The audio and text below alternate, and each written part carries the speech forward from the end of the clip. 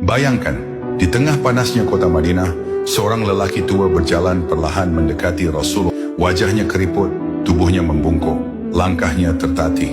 Dari luar ia tampak seperti manusia biasa, tapi tidak ada yang tahu makhluk ini bukan manusia, dialah iblis.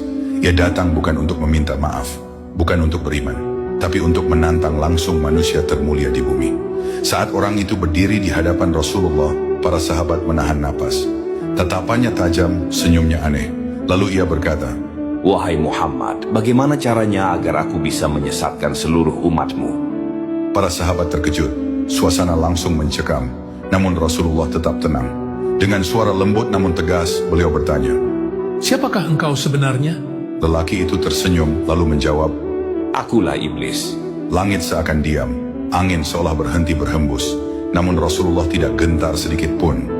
Beliau tidak mengusirnya, tidak marah, tidak panik. Beliau justru berkata, "Jika kau memang iblis, maka katakanlah, apa senjata terbesarmu untuk menyesatkan manusia?"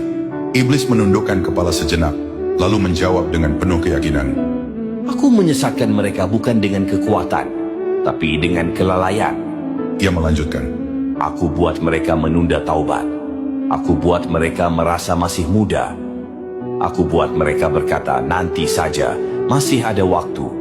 Dan yang paling aku sukai adalah ketika mereka sibuk dengan dunia, sampai lupa pada akhirat."